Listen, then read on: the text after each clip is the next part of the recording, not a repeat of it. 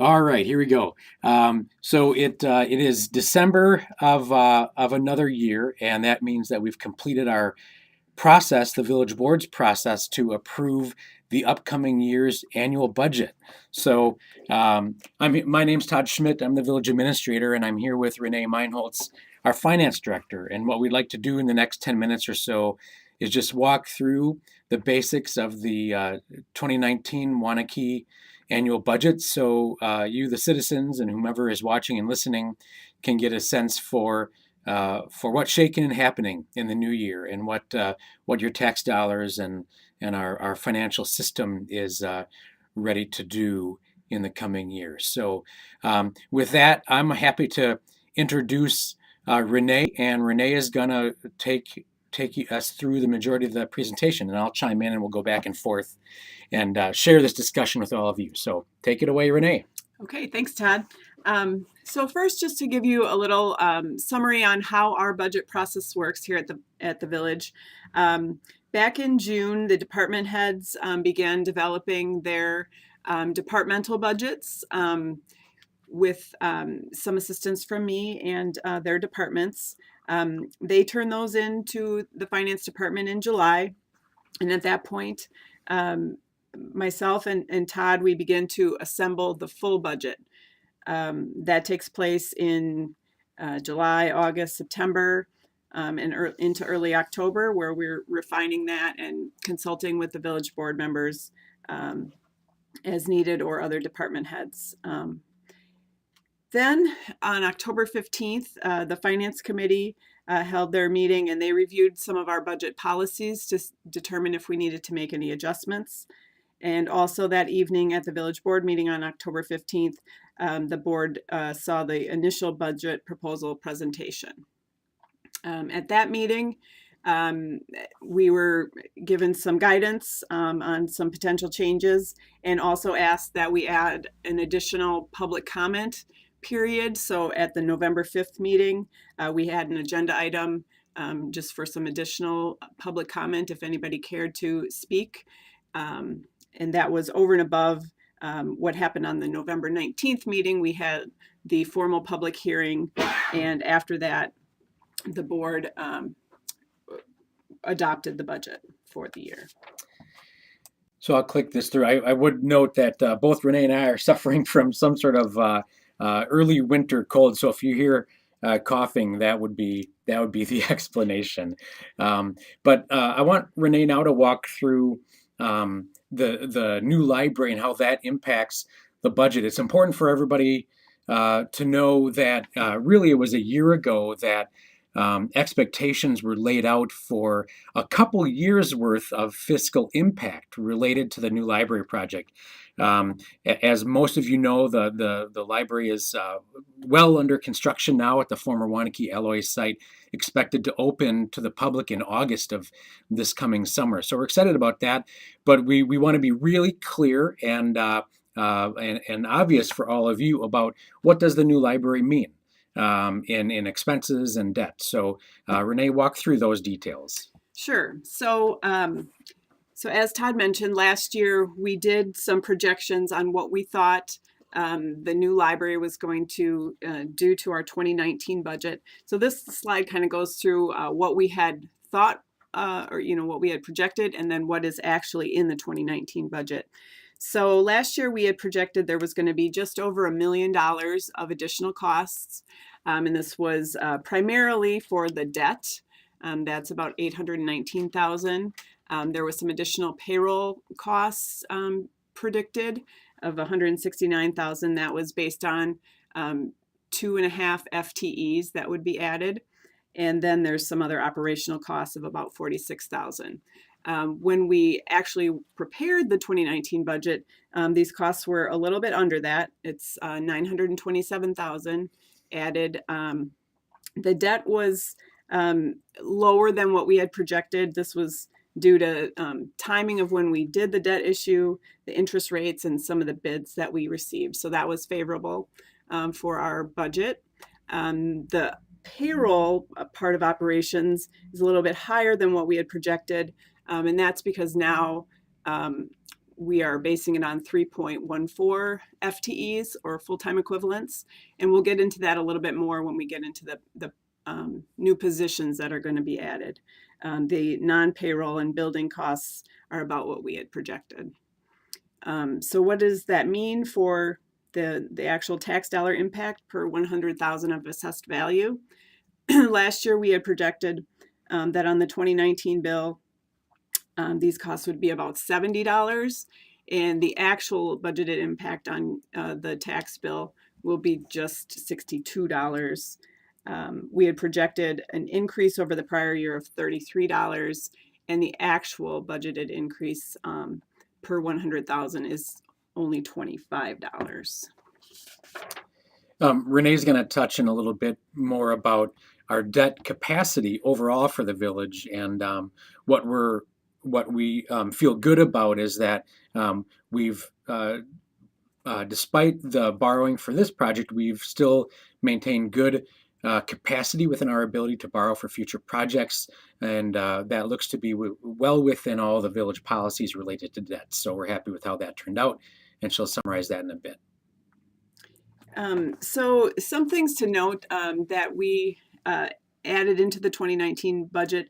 These are items that are sort of fixed amounts that we have to put into the budget right off the bat. So in 2018, we had several mid-year hires in the public works, the police, and the library departments. And so now those mid-year hires have a full year impact on the budget of about $106,000. EMS and fire both are separate entities that we belong to, and we are assessed an amount toward those entities, and they both had increases, EMS of about $36,000 and fire of just about $30,000. And though they adopt their own budget and then they assess the fees to us. We made a change to our health insurance program, which added to the budget. We went to a high deductible plan with an HSA contribution. So while our premiums are going down because of that, we are contributing to each employee's HSA account that sort of balances that out. I think what's worth noting on this point, though, that if we hadn't switched to this high deductible HSA program, the premium rates that were being proposed under our prior plan, if I recall correctly, was 10 to 15% more of an increase than we otherwise were able to accomplish with this modification. So while we think this offers a good option for staff in the big picture, there is also a fiscal benefit to the village because our prior plan would have been actually quite a bit more expensive based on the renewal rates. Correct. And the last bullet there just shows we have actives and retirees, and they change their plans, and we have new retirees added, and so that adds a piece to the budget as well. Another big change over the prior year budget is that we have the first impacts of our 2018A debt issue will come on board in the 2019 budget, and that's about $450,000. That borrowing was primarily for the library. Some other changes to note: the state of Wisconsin created an exemption for locally assessed machineries, tools, and patterns for the personal property tax. And so what that meant is it decreased our assessed value over $6 million. Now we do get some state aid to help offset that, but they're basing that state aid on our 2017 assessment, and at least now it's not anticipated that it will grow. They don't have any inflationary or factor in there, so we're going to be locked in at that 2017 value for this particular part of personal property. And so any new value that the village receives, we won't receive any more aid for that. Todd, do you want to talk a little bit about the public fire change? The public fire protection, what that is essentially the cost to supply water, sufficient water pressure and water supply to the fire hydrants throughout the village so that we're prepared to fight a fire when needed. So this cost in its entirety is about $600,000 on an annual basis. Now, what has been done in the past is that 2/3 of that cost was placed as a fee on the water utility bills that all the utility customers receive. And then a third of the fee, or $200,000, was placed on the tax roll. Now, what a lot of communities have done, a lot of communities in the region like Wanakee, has put 100% of that charge onto the utility bill. So we're sitting here in a bit of a, at least in compared to many communities, an apples and oranges scenario in how we fund that expense. So what the village board has done is took action to shift the 100% of the public fire protection charge to the utility bill. So that's $200,000 off of the tax roll, but that will appear as an increase in the fee that all utility customers will be noticing. Now, we don't want to sweep this under the rug, which is why we bullet this out specifically. We realize that this is still very much the same pair of pants in terms of where the money's coming from. So we want people to be alert to why that increase will be seen on a utility bill. In talking to the utility director, if I recall correctly, like an average residential bill is going to be on a monthly basis like $3 more-ish a month, or somewhere between 3 and 6, I think. Oh, it depends on. Yeah, but well, I'm talking about a typical residential yep. user is going to be. I think I had that noted as about when I checked my own bill, I think it was about $6 a month. So that's the existing fee. Oh no, you're right. $3 a month times 12 months was going to be about $36 per year. Right. Yep. Sorry. The larger amount related to utility customers with a larger supply. Right. It's based on meter size. Right. So if they have a larger meter, they will get a larger charge. But the typical residential will be about $3 a month. Right there. We just worked through that right here, we live did. For everybody to enjoy. So that's the PFP charge. I think Renee, if we go into the depths of these next few slides, I think we'd end up confusing folks. So maybe I'll just glance over in general some of our strategies here. The prior slide said continuation of innovative application of fund balances.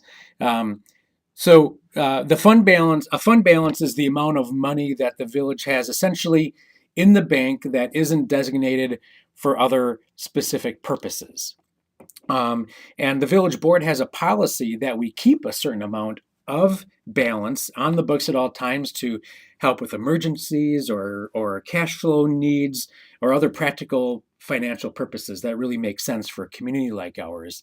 And what we're doing is taking a look at that policy, taking a look at whatever amount we have in excess, and then working that down to return to policy levels. So there's some creative ways we can do it. That really benefits the village and all the taxpayers overall down the road. So one example is here. This is what's shown on this chart is a process by which we're going to pay down the debt on the village center.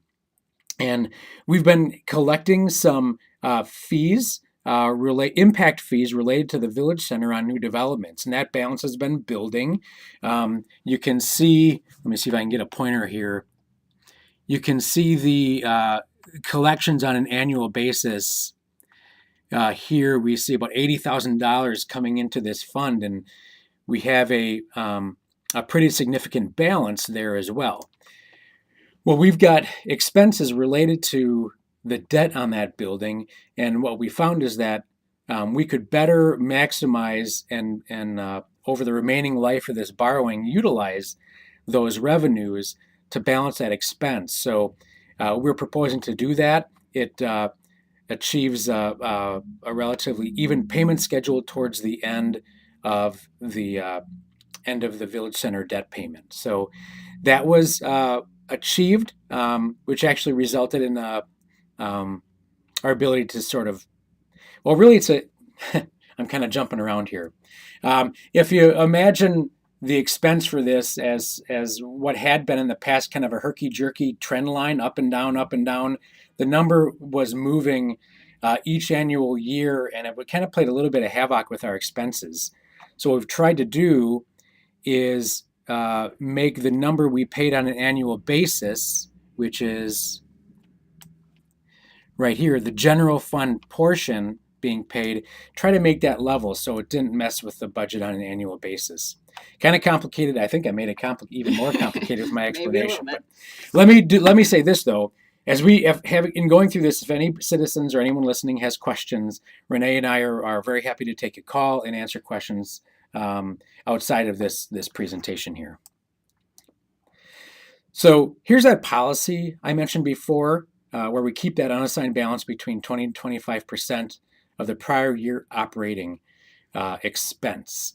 So here, Renee has laid out our history in being with compliance of that policy. As you can see, currently we're over, and that's where we are looking at strategy to use it. One way to use that is by addressing some needs in the village related to maintenance, facility maintenance, particularly streets, trails, street maintenance. So the top one is street construction. The next one is street maintenance, park maintenance, and parks capital, all priorities of the village board. And we looked at an approach. This table demonstrates an approach to start to, and we started last year funding these projects at a higher level, and we are using that excess balance in the fund balance to achieve that funding and then sustain it for years going ahead, while at the same time kind of getting us down to a place that's nearer within the policy for keeping in fund balance.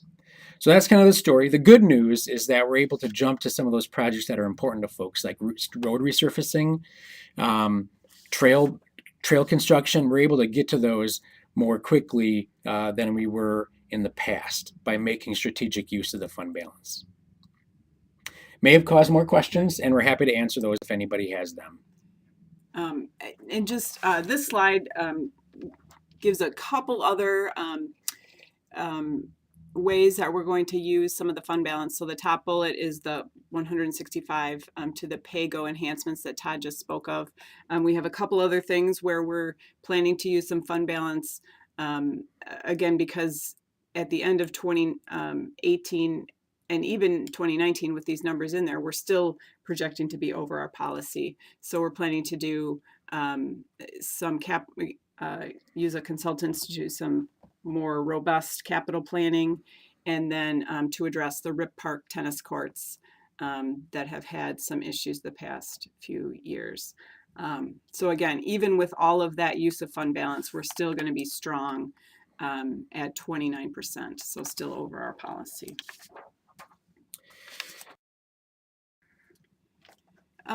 Some other, just some key budgetary outcomes of this budget that has been adopted. Our assessed tax rate did go up for the village share. It went up 3.31% to 6.987. So again, that's the rate, the tax rate for the village. We're still right around what the 5-year average is of 6.665. You'll see though that the equalized value, or the equalized tax rate, actually decreased close to 2%. And that, again, is another somewhat confusing topic. Yeah. This is tricky really for us to explain, and really anybody to understand. Taxation is complex when you talk about assessed tax rate, which is pretty straightforward. You see your assessed value. That's what the tax roll values your property at, and then that applies the tax rate to determine how much you pay. But there's another value that you see on your tax bill, and that's the equalized value. Kind of the way to look at the equalized value is that's sort of what On a fair market basis, like based on the economy around us and the way properties are selling on the open market, that's kind of what your property is actually worth if, let's say, if it were to be put up for sale today. I mean, it's not a perfect way to say it, but that's the best sort of common way to think of what equalized value is.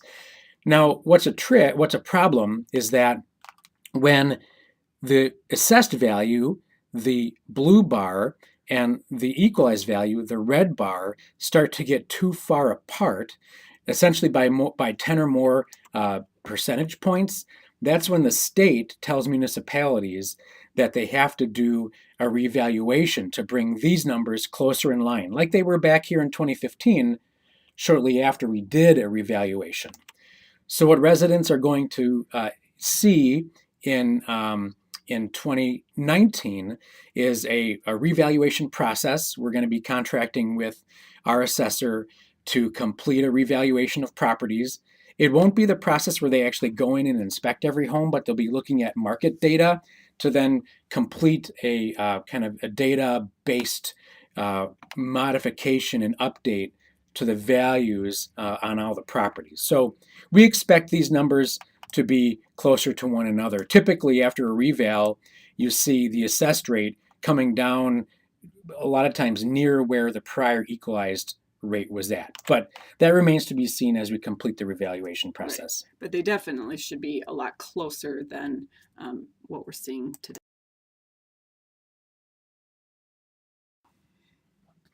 So what does that mean to your actual tax bill? Again, our village rate is going up 3.31%.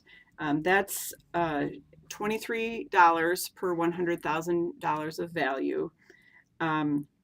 The average village home as of 1/1/18, which is the assessment that our tax bills are based on currently, is just under 305,000. So you can kind of see some of the different scenarios. So the average $300,000 home, their tax bill will go up, or no, their tax bill, the village share of their tax bill will be $2,097. Yeah. Just a little bit, but part of the budget process, we project out where we think the general fund balance will end up, or the general fund itself. We're projecting a surplus of about 108,000, which is good considering in the 2018 budget we had budgeted for a decrease of about 315,000 or so. We tend to budget revenues very conservatively, and so a number of those came in higher, including building permits, interest, grants, and donations. So we're showing a strong, projecting a strong end to the 2018 year. And I think that speaks to the work of each individual department in the village in managing expenses and being creative with revenues on every given year, because this isn't the first year we've seen surplus, and that's how you generate fund balance, one of the ways to generate fund balance. But year after year, we sort of succeed at coming in under budget, essentially, on expenses and over budget on revenues, or I guess vice versa, in order to generate surplus. So I think kudos to the department managers who run efficient operations. Sticking with the general fund here, the general fund expenditures are going up about 9%. Again, a lot of those fixed costs that we talked about earlier, the health insurance, the fire, the EMS, the library, some of the new hires and step increases and the cost of living adjustments, those all contribute to why the general fund is going up. If we took the library and some of those fixed costs out, the general fund would only be going up about 3.82%. So the levy, so since some of the general fund is funded by non-levy types of sources, the levy isn't going up quite as much as the expenditures are, 6.12%. And then I just threw on here, the state sets our levy limit. We actually have a cushion of quite a significant amount that we technically could levy more if we needed to. So there are some words that we use in our world that sometimes are confusing to folks. A quick definition of what levy is, Renee? That is the taxes that are used to fund our operations. So we have other sources of revenues. The levy is one line in the list of various revenue sources, and that's Correct. that's the taxing line, the one that the tax bill covers. Correct. Okay.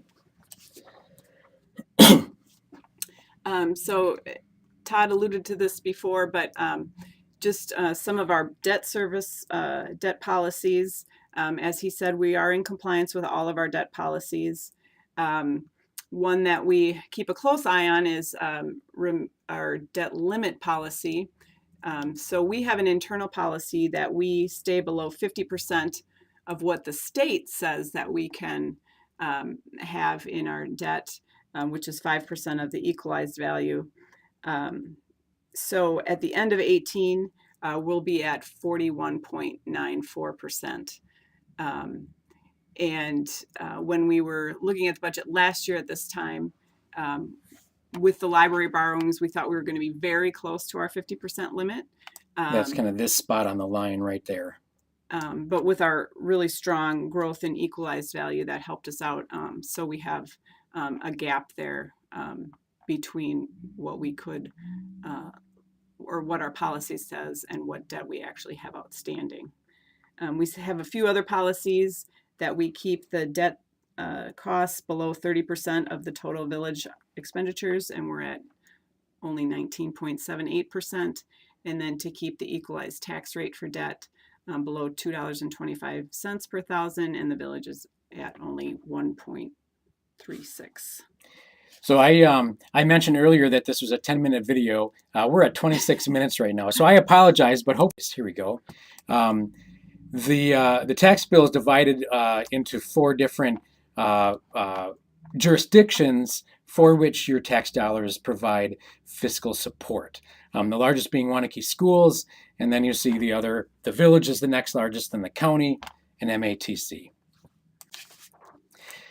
Touch base quick on some program additions or changes that you might notice or appreciate in the coming year. The Senior Center, because of the number of people that they continue to support, they're getting more funding from the county to support their programs. The Public Works is adding another dump truck to the fleet. One notable thing that will do is allow us to add a couple weeks on the annual leaf collection program. So you can watch for details on that next year. The police have a new officer and a part-time office person that's being added to the staff. The library, already mentioned, a move occurring in August.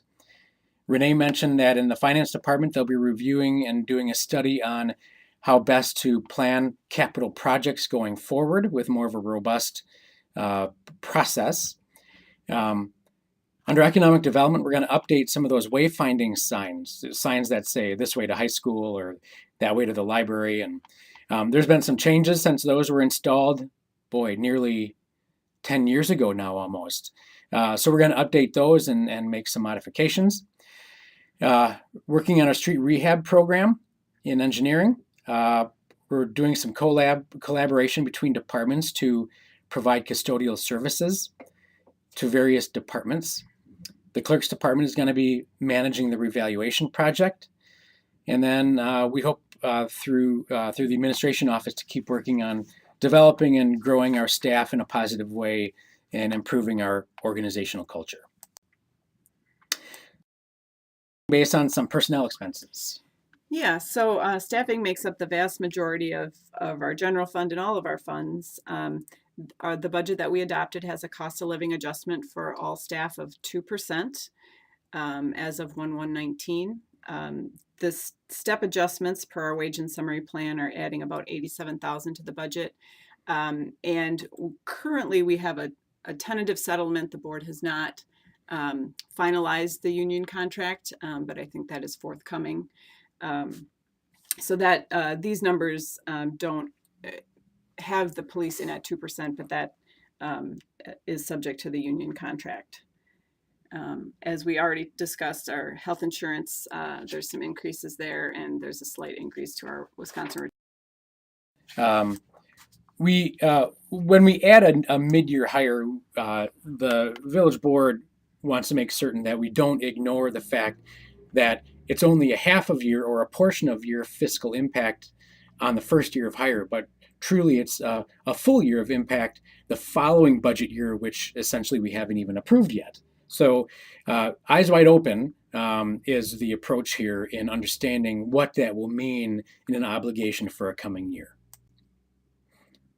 So regionally, a lot of info here. Let me kind of digest this for you. Three tables, 2015, 2016, and 2017 compares the tax rates for all communities in Dane counties. So cities and villages. Cities and villages only. So here you can see. So looking at 2017, this was Waunakie's position. Our assessment ratio is the difference between equalized and assessed. There was the assessed and the equalized.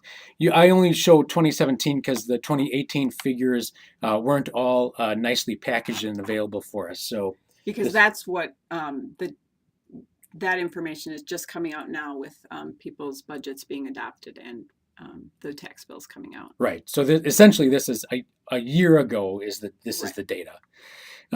So I think the village board appreciates that they're able to provide the services that people in Waunakee have come to enjoy and appreciate, while still keeping our tax rate at a position in the lower third or lower quarter of other communities in Dane County. So they appreciate knowing that they're accomplishing that, and certainly they hope that to be a strategy going forward. And I just take a final moment to thank Renee and the finance department staff who do a lot of number crunching. Again, the department heads and staff at all levels. And then, of course, the village board, Chris Zellner, the finance committee, and all the rest of the village board who take a lot of time and put a lot of thought in making your budget work for you. Is that our last slide? That is our last slide. All right. Thanks for listening through, folks. The number at Village Hall, if anybody has questions, you're welcome to give us a call at 608-850-8500 and ask for either Renee or myself, or feel free to email or contact us or stop in, and we'll do our best to answer your questions should you have them. Yep, for sure. All right. Thank you.